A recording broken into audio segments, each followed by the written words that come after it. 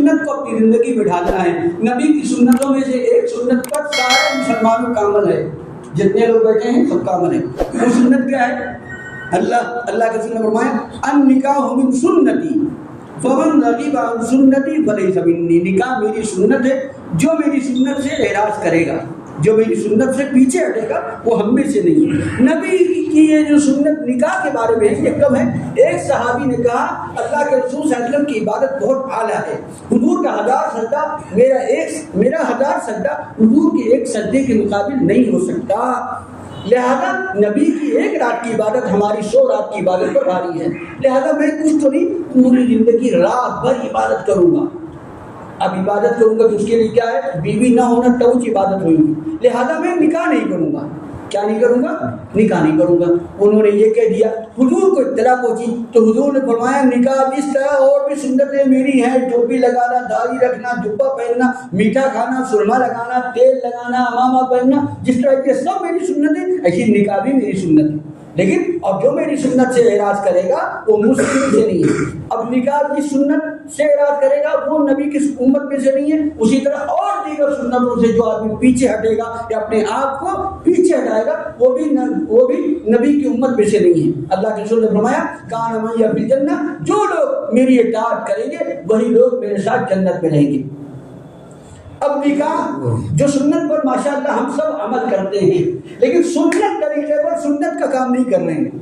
ارے بھائی نکاح سنت ہے نا بھائی، لیکن سنت کیا ہے؟ نکاح کی سنت کیا ہے؟ نکاح کی سنت سادگی سے نکاح کرنا ہے. اس پر میں آپ کو ایک چھوٹا سا واقعہ بتا کر کے ختم کرتا ہوں. صحابہ کرام کے واقعات آپ نے سنے ہوں گے کہ ایک صحابی کسی کے یہاں گئے اور انہوں نے کہا فلاں کے لیے میں رشتہ لے کے آیا ہوں. تو صحابی کیا کہتے ہیں؟ ارے ان کو تو نہیں، تجھے ہونا لڑکی، تو میں اپنی لڑکی تیرے ساتھ کرتا ہوں ابھی.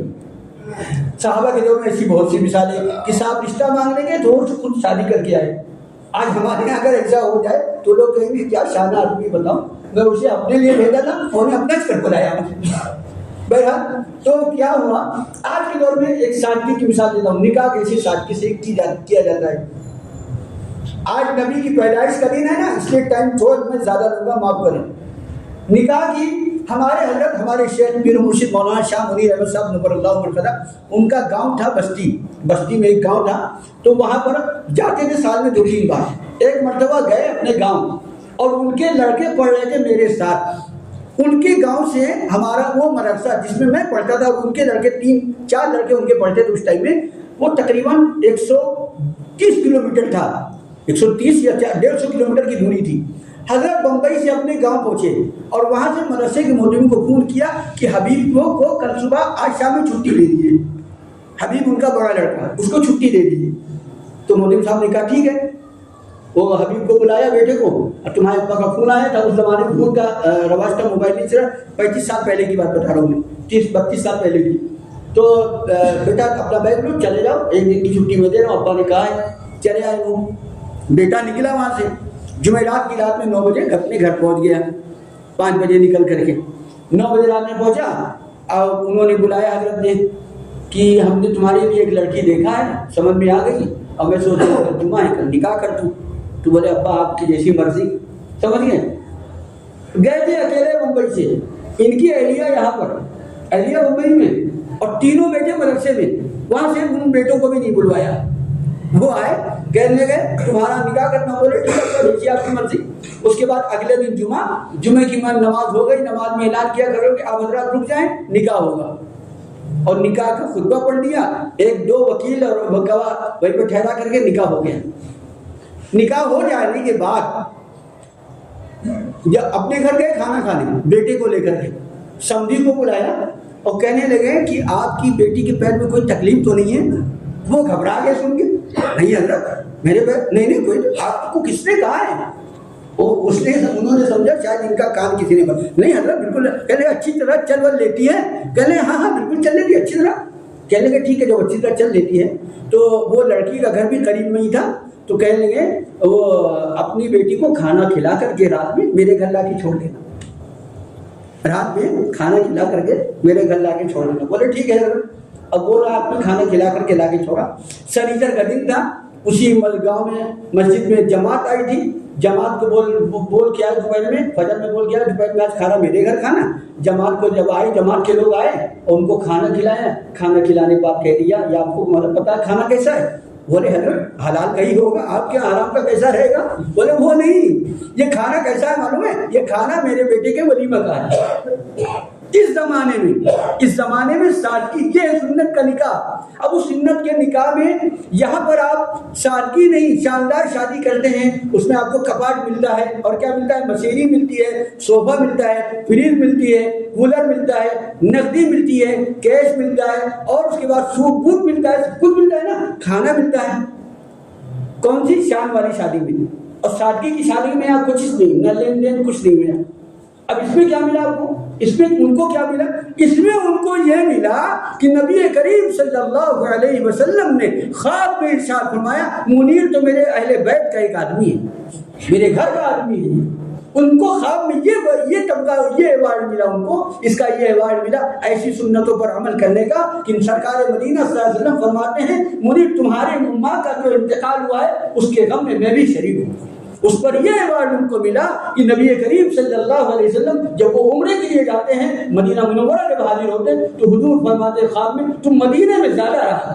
اس پر ان کو یہ ایوارڈ ملا جب ان کا انتقال ہوا ہے، تو انتقال کے بعد ایک اللہ والے نے خواب میں دیکھا کہ حضور قبرستان کے گیٹ پر کھڑے ہیں، کہا اے اللہ حضور آپ یہاں کیسے؟ ممبئی کے قبرستان میں کیسے؟ حضور نے فرمایا منیر آ رہا ہے، اس کے استقبال کے لیے کھڑا ہوں۔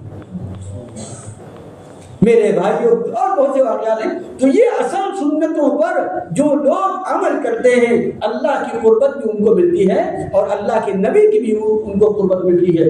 نبی کے محمد کے طریقے سے کبھی جو کوئی رستہ ہٹائے گا کبھی منزل نہ پائے گا، کبھی رستہ نہ پائے گا۔ محمد کے طریقے سے قدم جو بھی ہٹائے گا، محمد کے طریقے سے قدم جو بھی ہٹائے گا کبھی رستہ نہ پائے گا، کہیں منزل نہ پائے گا۔ آج ہم کو جگہ جگہ پر ہمیں ناکامی جو ملتی ہے اس لیے کہ ہمارا رستہ الگ ہو چکا ہے، نبی کریم صلی اللہ علیہ وسلم کا رستہ الگ ہے۔ اس لیے میرے بھائیوں بزرگوں دوستوں، ہمارے مشائخ ہمارے اکابرین کی پوری زندگی کی اڑن یہ تھی۔ ہم اور آپ تبلیغی جماعت میں نکلتے ہیں اور گشت میں روز آنا، یہ بہت بات بولتے ہیں کہ ہماری زندگی 100% کس پر آ جائے؟ اللہ اور اس کے رسول کے حکموں پر آ جائے۔ تو صرف کہنے سے کام نہیں چلے گا، ایک ایک سنت کو اپنائیں گے، اور وہ بھی ایسی سنت جس سنت کی پوری شکل ختم کر دی گئی ہے، بگاڑ دی گئی ہے، جو کہ ابھی میں نے بتایا نکاح کی سنت وہ اچھا۔ اور دنیا میں ایوارڈ کیا ملا ہمارے حضرت کو؟ ایک آدمی ایک گٹکا ایک گٹکی رہتی ہے، ایک لڑکا ایک لڑکی، اور ان دونوں کے لیے لوگ گھر نہیں بنا پاتے۔ ان کے 4 بیٹے اور چاروں بیٹوں کے ہر بیٹے کے 2 گھر تھے۔ اللہ نے ایسا نوازا، ایک گھر بمبئی میں اور ایک گھر گاؤں میں، اور سب بیٹے بہو میں سب ایک نہیں کئی مرتبہ حج اور عمرہ نصیب ہوا، اور انہوں نے خود 46 عمرہ کیا تھا اور 35 حج انہوں نے کیا تھا، 35 حج اور 46 عمرہ کیا تھا۔ ہمارے ایک استاد مفتی سعید صاحب پالنپوری رحمۃ اللہ علیہ، ان کے 12 لڑکے تھے، 6 لڑکیاں تھیں، 18 بچے تھے۔ اور ایسی سنت کی اتباع کی زندگی کہ عصر کی نماز میں ایسے ہی اعلان کیا ایک نکاح ہوگا، اور نکاح کے بعد فرمایا بھائی آپ حضرات کے لیے مٹھائی کا انتظام کیا میں نے، مٹھائی مسجد کے باہر بٹے گی، اندر بٹے گی تو فرش خراب ہو جائے گا، قالین خراب ہو جائے گا غالیچہ، اس لیے مٹھائی آپ حضرات باہر لے کر کے جائیں۔ اب 12 بیٹوں کو پوری زندگی اپنی زندگی میں شٹل کر کے دنیا سے گئے۔ تو اللہ تعالیٰ دنیا بھی دیتا ہے، دنیا بھی سرخرو کرتا ہے اور آخرت بھی سرخرو کرتا ہے۔ شرط یہ ہے کہ نبی کے نقش قدم پر ہم جب آئیں گے تب اللہ تعالیٰ ہمیں اور آپ کو عمل کرنے کی توفیق نصیب فرمائے۔